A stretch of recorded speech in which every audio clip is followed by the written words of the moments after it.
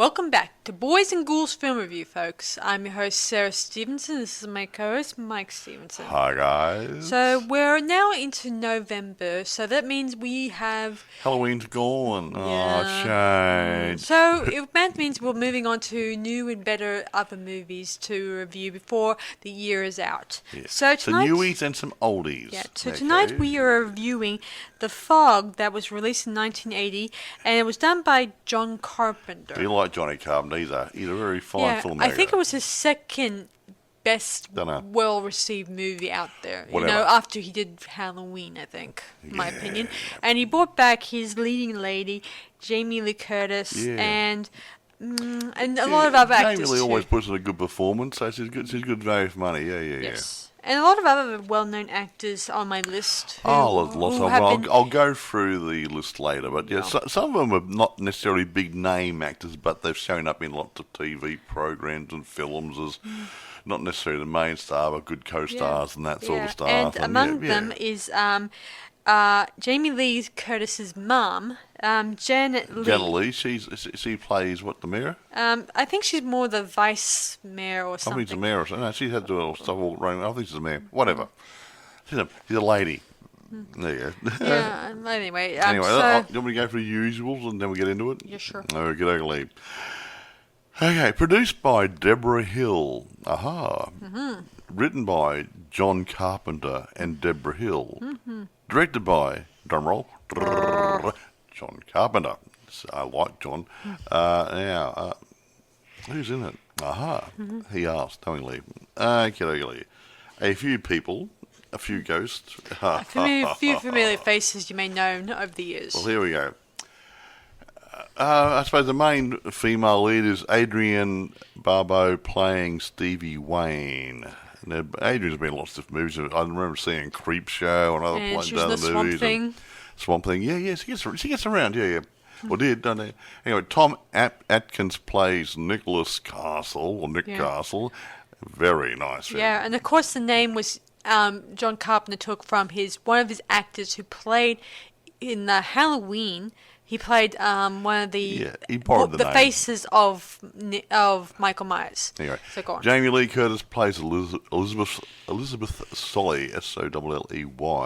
A hitchhiker. Who seems to stay around. Okay. Hal Holbrook shows up as Father Patrick Malone. Yeah, I've seen Hal in lots of movies over the years. Not McKay. No, go away. Janet Leigh plays Kathy Williams. I think she's a mayor. Anyway, it doesn't matter. Nancy Loomis plays Sandy Fidel. Now, Sandy Loomis, look at the name Loomis. Now, Loomis shows up in Halloween, doesn't it? Yeah. Yeah. And, I don't think there's any connection. But I didn't say that. But it's funny that you got an actress with the last name Loomis. Yeah, not using it as a role. It's spooky, all these little things come together. Ty Mitchell plays Andy Wayne. He's a nice little fellow. That's Stevie Wayne's little boy. Charles Cyphers plays Dan O'Bannon, Dan the Weatherman. I don't think I'll go any further down than that. Well, I would like to bring up an uncredited person that was never mentioned in the movie, probably not. John Carpenter plays Bennett Trammer. And what was he doing? Oh, he was working inside the church doing, I guess, some maintenance work. Something rather, for the church. And from what I understand, he was uncredited in this movie. He probably didn't want to be mentioned as an extra actor. Yeah, well, the point is, probably for a little bit role like that, don't hire anybody, just do it yourself. I mean, if I can act, I'd probably do it. I'd do it too, but I can't act. And I'm not that good looking anyway. And there may have been just an actor dropped out and he didn't want to come on board for the role. It was a very teeny-weeny role. It could have been a location shoot. It was filmed at the church. So to keep costs down, probably you have as minimal people there as possible. So you can fill in, save paying somebody the transport costs, feeding them, billeting them in accommodation, that sort of stuff. So it saves a few dollars here or there. Yes. And now money. Show me the money. Okay. It was made on a budget of about 1.1 mil. Initially 900,000, but had to do some retakes because the original cut John wasn't happy with, and but Deborah wasn't happy with either, probably. And they spent another about $200,000 on doing some reshooting and a few things there, and adding some extra scenes and whatever to make it all the movie it is today.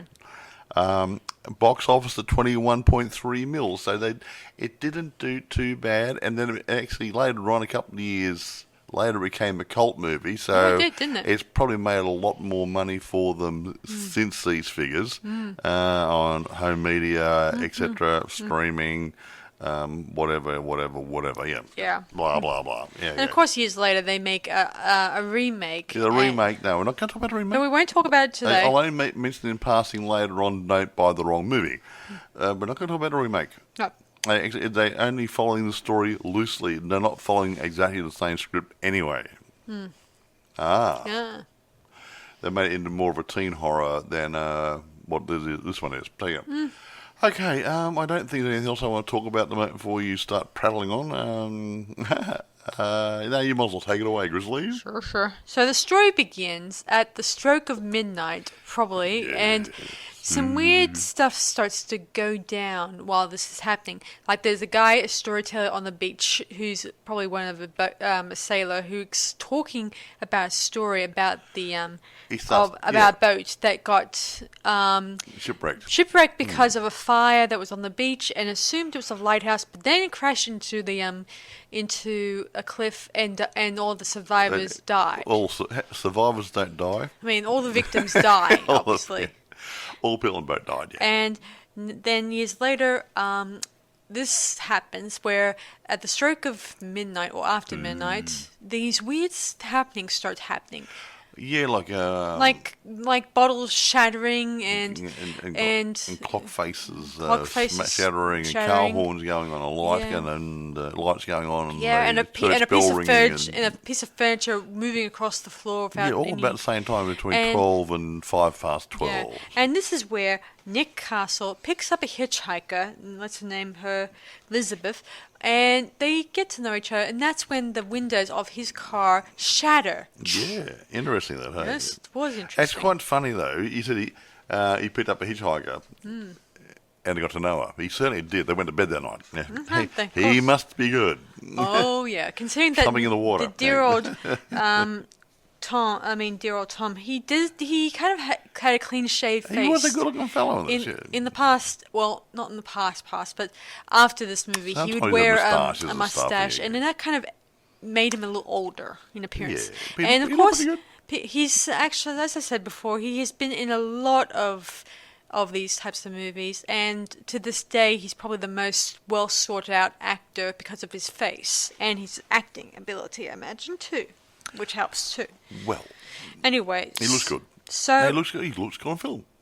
Yeah, he looks good in film. Now carry on. So anyway, later on we meet this lady who's a radio person who works on a lighthouse. I think it was. It went to like he works in the old lighthouse building up the top there, where the light used to be, and that's been converted into a radio studio, and she broadcasts them there. Oh yeah. Anyway, so that's her job, obviously, and her son, who later on she notices the fog, and it starts, drifting in a weird direction of sorts, or it's lighting up almost, in a weird fashion, and of course, Dan, who's always flirting with her, he's the weather guy, obviously, who tells her about the new weather that might be on the water that for sailors. She relates it to her listeners. Actually, I just noticed something. What's that? The boat we mentioned before, you mentioned the ghost boat. The ghost boat. The name of the boat was the Elizabeth Dane. Yes, which episode? And Jamie Lee Curtis's name is Elizabeth. Yes. Yes, but imagination here, boys. In this one, it does not have any reference in this one. But in the remake, which came out years later, it kind of added the connection. You could have capitalised on it. Capitalised on it, but they never bothered to actually scratch the surface in this story, obviously. So back to our story. Our 3 sailors that were on the water notice the fog, and something starts happening where some unknown figures come on board and attack the crew members, disembowel them and damage and kill them, obviously. And later on, the next morning, the little boy that's Stevie's son goes on the beach and notices he notices a coin that transforms into a block of wood that has the word Dan on. Well, it had Dan or Dane on it, the last couple of letters of the name of the boat.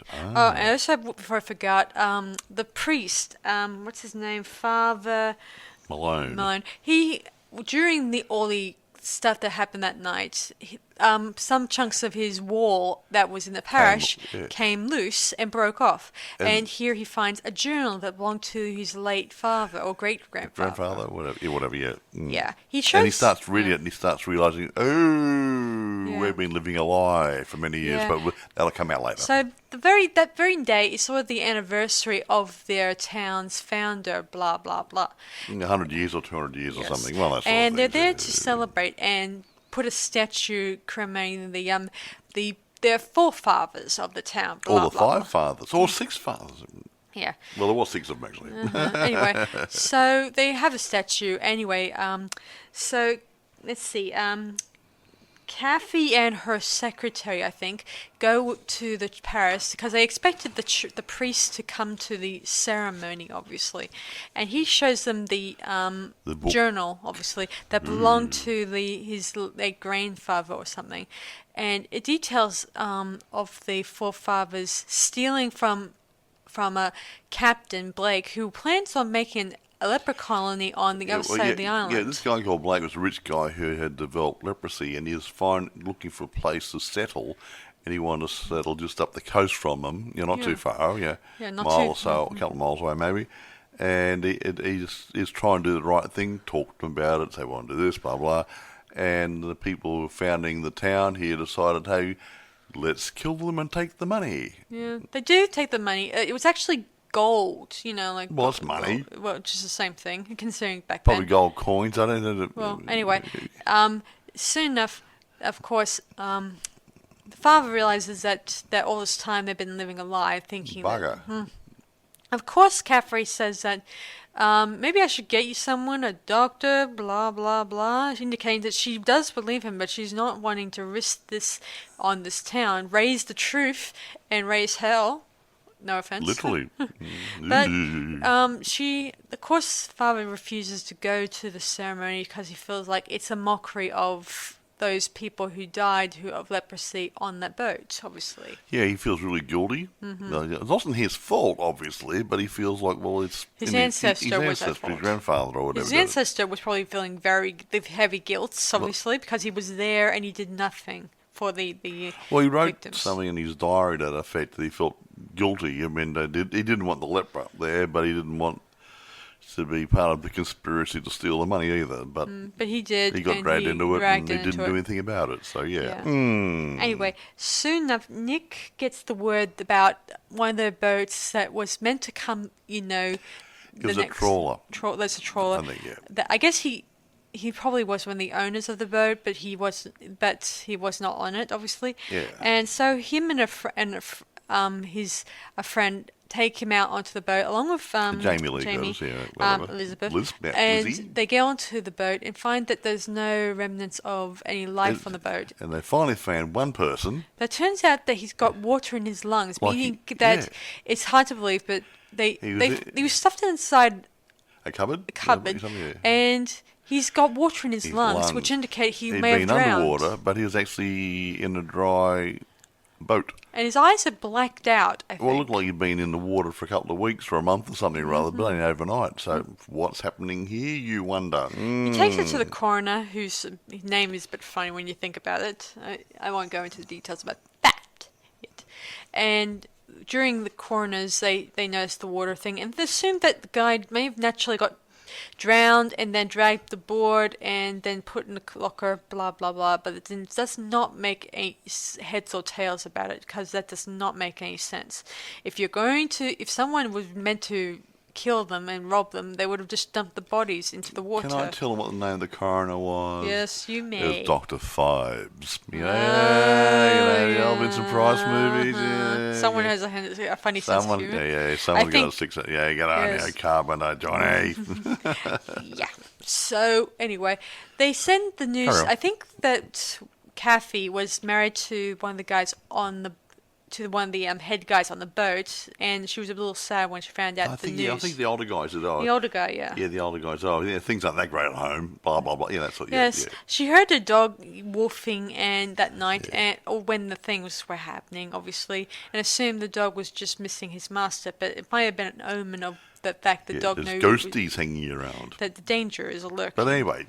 All the shit starts happening, doesn't it? Yes. Our dear radio lady starts noticing that the fog is drifting in a GPS kind of direction. Yeah, it's the wind's going one way, but the fog's going a different way altogether. She also found, got the wooden thingy that her son gave her, and notices that it was leaking at one point. It was a dry piece of wood, mind you.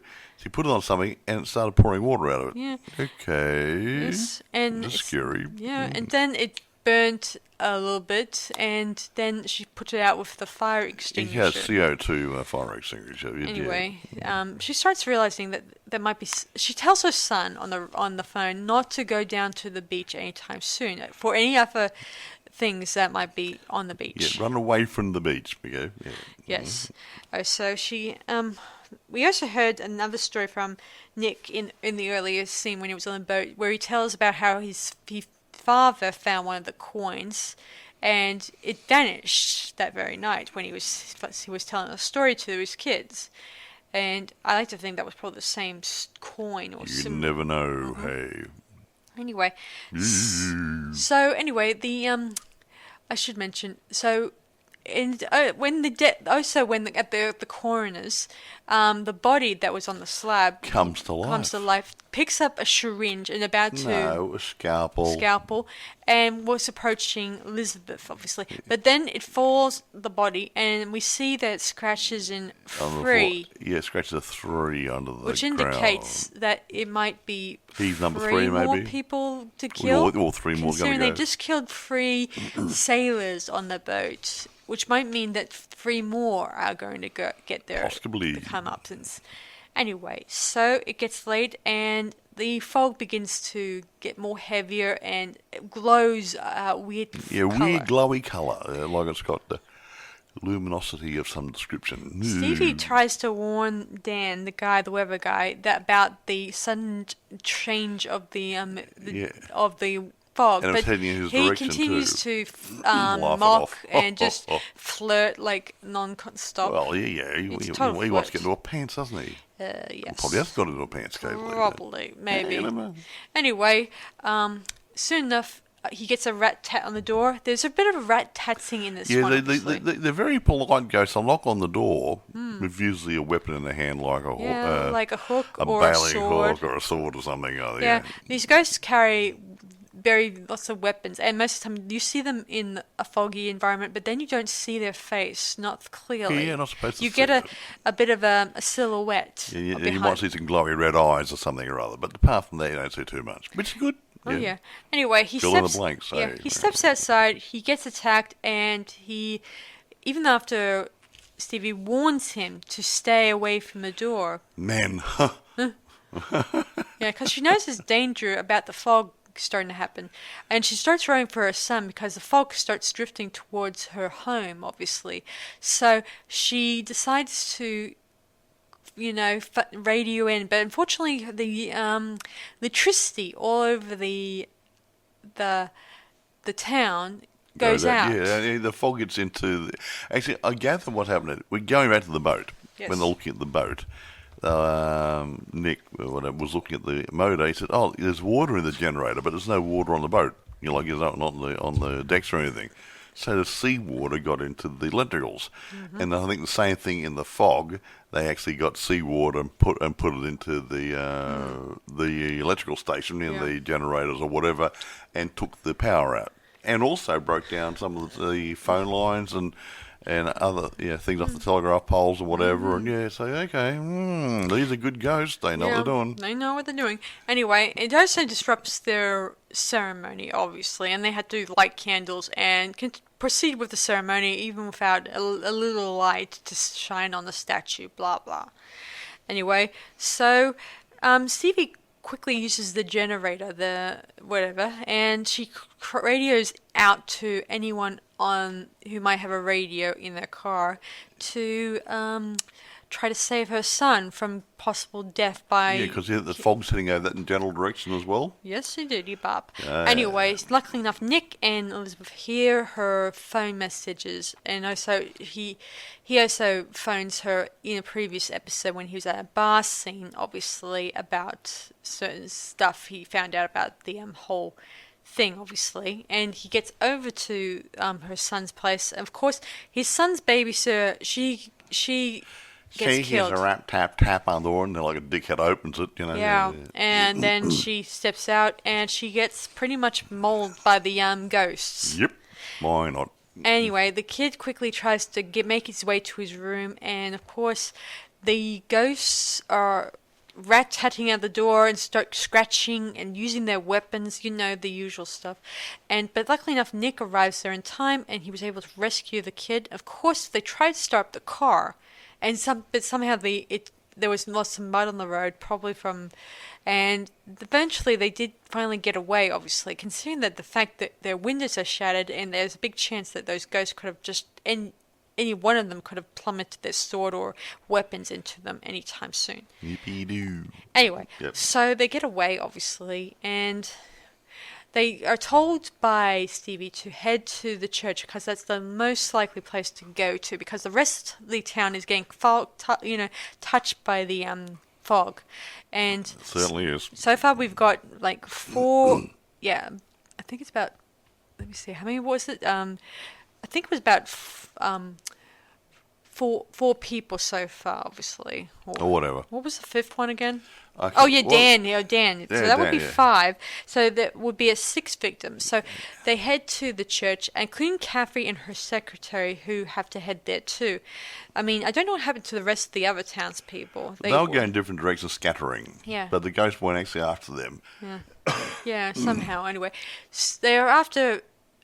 Not so much as probably not in this one, obviously, because it makes out that it's probably after any one of the townspeople that's lived there, that they would be replacing the ones who killed them in the past. They just want to take 6 lives, who they came up with, but there's one in particular I think they wanted. Yes. Anyway, they soon arrive at the church. The priest is plastered, if that's the word.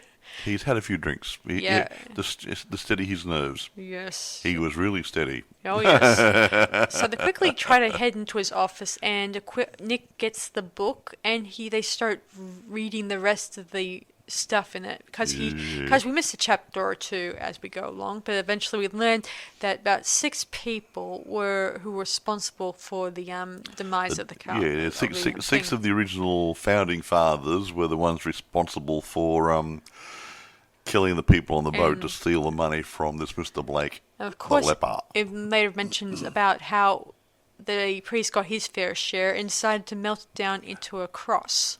Yes, he made it a nice big gold cross. And hid it away. And he actually hid that behind the wall with the journal, because I think he had a severe case of the gilts. The gilts, yeah, he didn't want anything to do with it. He just hid it behind the wall. Yeah. Yes. Anyway, they know that probably if they don't get the gold back to the ghosts, then they'll probably be all slaughtered, or not really slaughtered. They're after 6 people, so they already got 5. Now they're going to need 1 more to please them.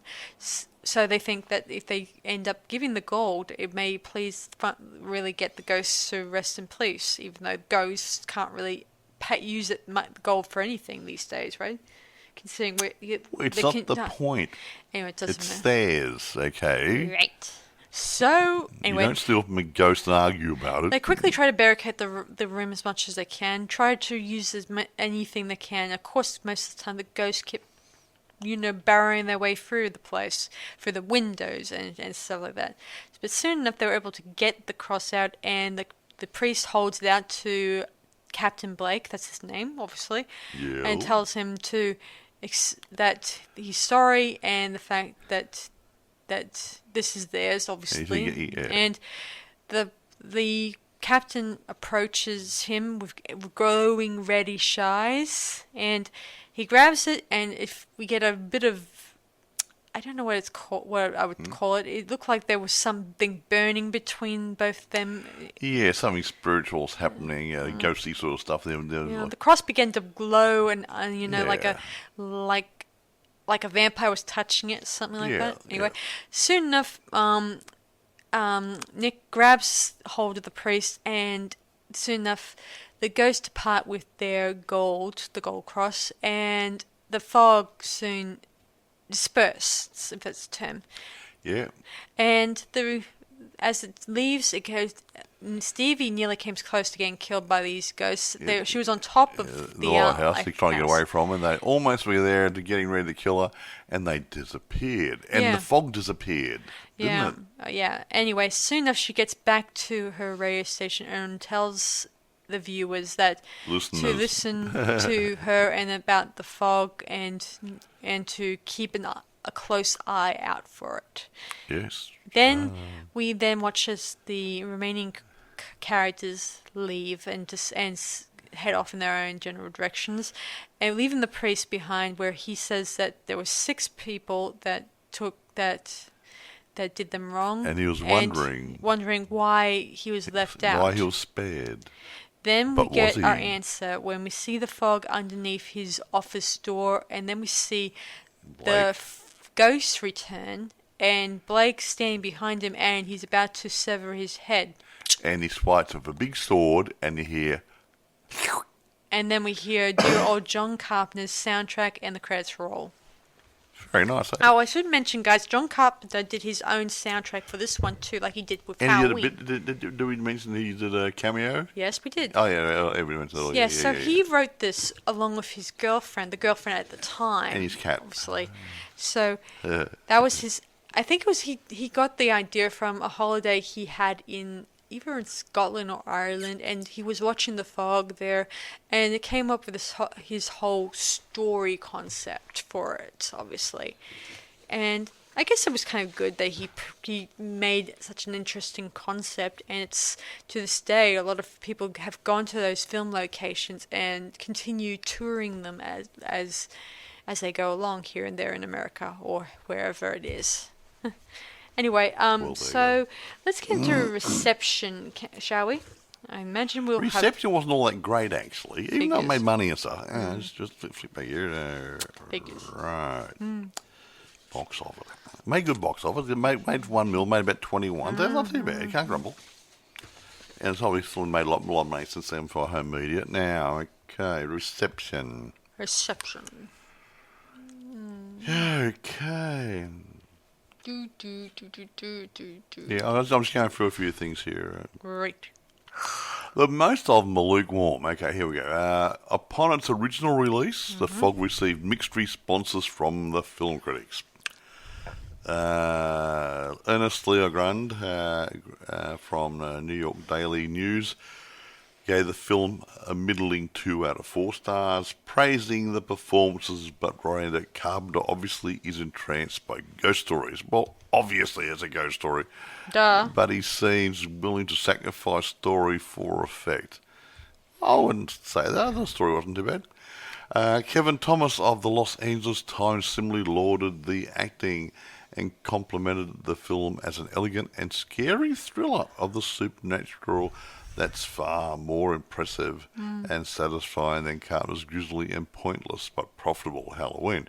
So he liked it better than Halloween. Okay, I don't know. Strange man. At least someone likes toast. At least someone has toast. Interesting. I like Halloween, but I think both of them are pretty good in their own ways. You can't expect. New York Times, Vincent Canby praised the film's visual effects, but felt it ultimately paled in comparison to Halloween. Well, there's more action going on Halloween, probably. Halloween was exciting, interesting, and more of an action sort of thing. Horror, It was atmospheric, and same with with Fog, with its manages to grip you the moment you actually watch it. Yeah, he says he praised the visual effects, but it paled by comparison to Halloween, describing it as neither a rewarding ghost story nor science fiction. What's science fiction? Science fiction? This was hardly a science fiction, everyone. Though it borrows freely from both genres. So where's the science fiction bit? Was he watching a different film? I don't know. It doesn't make sense, considering that The Fog is not science fiction stuff. You have to read through the reviews. It's ridiculous. And then you start talking over me. Sorry, go on. Fine. Unlike Halloween, which was a model of straightforward terror and carefully controlled suspense, The Fog is constructed of random diversions. Well, it did bounce around the town a bit, seeing what the folks were up to. Right. There are too many storylines. What? The Fog. They turn around and say there's no character development, then say there's character development. What do you want?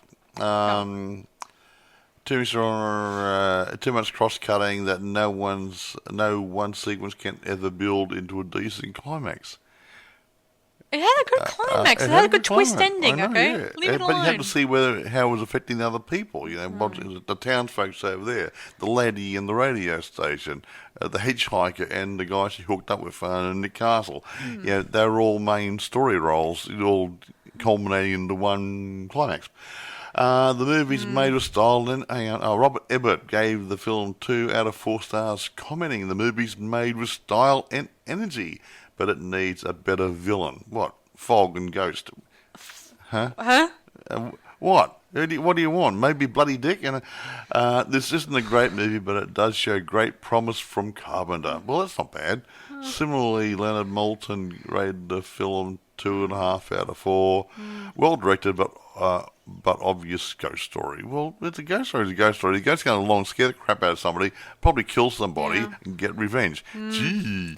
What do these guys want? Blood? I don't know what they think. I mean, one guy calls it sci-fi. He Ebert calls it something else. He else. didn't call it sci-fi. He says, referring to different genres, there's no hints of sci-fi in it whatsoever. So why mention it? The guys dig it. Now, reassessment.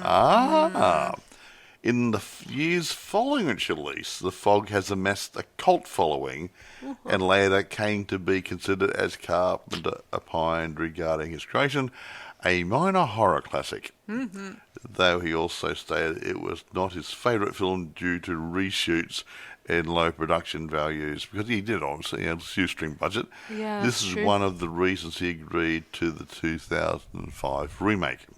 That's true. I don't know. Was he in that? I don't know. Maybe he was an executive producer. Maybe I have to look it up. Anyway, here we go. Rotten Tomatoes gives it 75% out of 69 critics. So it's all just 1 or 2 guys. So they say it's okay. Yeah, that's okay.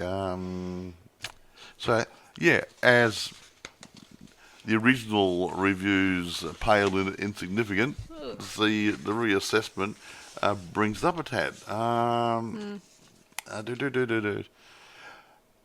Metacritic gave 55 out of 100. A review for the DVD of the film in 2002, Slant reviewer gave it 3.5 out of 4. So this sounds good. So The Guardian called it one of the director's most atmospheric. The shots of a wave-lashed a cove and fog-choked headland make the town's impending reckoning almost poetic. So you think we're watching a different movie here? Yeah, I swear that Mr. Ebert, the guy who says it was sci-fi, I swear they watched a different set of movies instead of watch a really proper right movie. In the early 2010s, Time Out conducted a poll over 100 authors, directors, actors and critics who have worked within the horror genre to vote for the top horror films. The Fog placed at number 77 on the top 100 list. Hey. I'm sorry, so these guys who originally reviewed it had no bloody idea what they're talking about. No, they hardly knew what the movie was. I mean, considering what he said, or Ebert, he's saying when he said that not a very strong villain. It's about a movie about a fog and ghosts. And ghosts in it. What do you want? What else do you want? Dick, do you want Davy Jones's locker or something? It pretty much Revenge explained that the ghosts wanted to take revenge, and I love the fact that we don't get to see their faces because it adds a little bit of atmospheric. I like atmosphere because it gives it a little bit of intrigue. And if you hold something back, you can fill in the blanks of your imagination. Yes, exactly. Which is like any of the other reviewers who have like. Now, having said all that, I'm going to give it a 9. Yes, I'm going to give it a little. I'm going to go a little higher with my review this time around. I'm going to give it 10 out of 10 for me, because I like the fact that they used real locations, real well-known actors that at the time that were probably coming out of. Starting out in the independent world, but making their debut. Yeah, he was a younger Johnny Carpenter who made some seriously good movies in his early days. I like that both mother and daughter make work together. Yeah, on this Janet one. Leigh and Jamie Lee Curtis. Yeah. Although I mentioned they probably have in the past worked together on film projects together, maybe. May have, but I don't know. I don't know. I haven't looked into it. I only know two. This one and Halloween at H2O, where she makes a teeny weeny guest appearance in that one. Anyway. Which does not matter so much, but it's nice to see her and her mother working together. It's very nice. Even though it must have been really hard for them sometimes when they were working. Anyway, so I do think this was a good movie despite the reviewers. Yeah, and I like it. And I like the fact... I like the fog. As you may or may not know, me and Mike here, we've got a fog machine now, a professional fog machine, not a stupid shoebox size one. No, a big one, 700 watt job. Yeah, big one. It's quite big, and we actually practiced with it just last night to see how it looks. It takes about 4 minutes to warm up. After that, you turn it on, you adjust the fog density, and it comes out pretty damn good, actually. Yeah. What we did, we set off in a double garage, as my office. It's been a few minutes. It was really foggy, not like a London fog. I didn't want to turn on too much because I had to get rid of it. Yeah. And it did hang around quite nicely. It didn't dissipate too quick, so it was good. Yeah, it was good too. Anyway, what I was going to say is, where do you get it? I'm glad you asked. Okay, here we go. eBay, it's for sale. Amazon, it's for rent and for sale. Now, drum roll. Being an old movie, watch out for VHS. There may be the odd laser disc or something else hanging around. Or VHS or whatever. I just said that. Yes. Go on. VHS or Laserdisc. Also, watch out for the remake, which is 2005 one. And also, I did notice a couple of dates were wrong. Really? What happened? They got the dates wrong. Okay, they got the dates wrong. So. Well, I had this movie on one thing there, 1987. It was actually made in 1980. So, have a look. If you see 1980, 1987, whatever... have a look and see if it's a Johnny Carpenter film and see if Adrienne Barbeau's name's mentioned, Jamie Lee Curtis or whatever. Then you know you got the right product. But make sure you get a DVD if you're looking for a DVD, guys. Or if you're into Blu-ray, then go for Blu-ray. Or a Blu-ray, okay. Or if you're going to download however you like. But if you're going to buy a hard copy, you make sure it's not a VHS or a laser copy, a laserdisc, unless you have a machine to play them. Anyway, look, I've got nothing else to talk about this one. It is what it is. It's a nice little friendly ghost story. If the ghosts come in from the sea and seek revenge, and they go home again. There you go. Yeah, it's an interesting take, and I like the twist ending where we see the priest nearly getting his head chopped off. Well, heads will roll. But the sword was going in that direction, and he knew he was going to be number 6. And I think everybody watching the movie knew he was going to be number 6. So it was going to happen. It was not really, it would be a predictable, but he was questioning why he was not taken. He was wondering, I escaped. Wow. Did he escape? Nah. Nope. Not really. Yes. It's interesting, that part. I mean, I like that in some movies, it's interesting when people start questioning why didn't that person manage to walk away unscathed. But then we find out that that it's not over for him, obviously, right? Yeah. Anyway, so that's The Fog. We'll probably review the next one next time on this channel.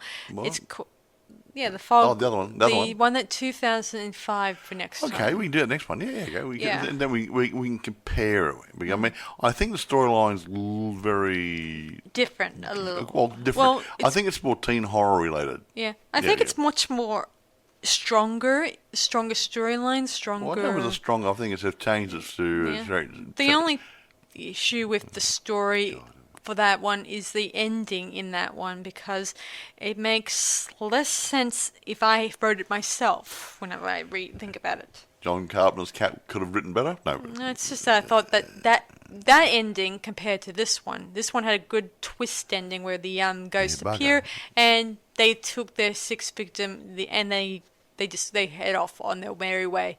While in that one, the 2005 one, that one tried to make out that the ghost, the reincarnated girl, ends up turning into a ghost. What happened to her body?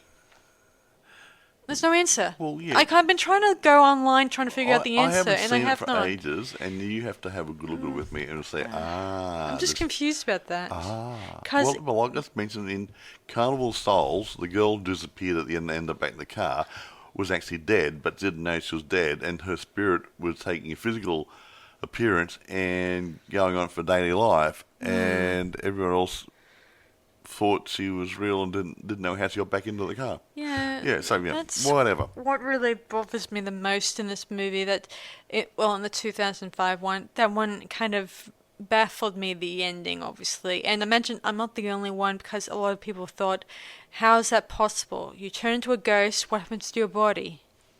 Bugger. You cannot just zap and just turn it into one. You still have the human shell to worry about. Anyway, so that's the end of the Fog movie. So till next time, we'll review the remake and let you guys know and compare how we compare that one to this one. Aside from the that one bit that I won't get into again, obviously, until next time. You will. All right, that's it from us, guys. So have a good night, and we'll see you guys in our next podcast. Yeah, I'm glad. I hope you all had a good Halloween, and your tummies didn't get too sore from all those lollies. Yeah, and I hope you're not too exhausted from watching the mazes. Calories. Or the attractions. Anyway, that's it from us, guys. So this is Sarah Stephenson. And Michael. Saying see you guys around on Boys and Ghouls Film Review. Bye for now and have a good week.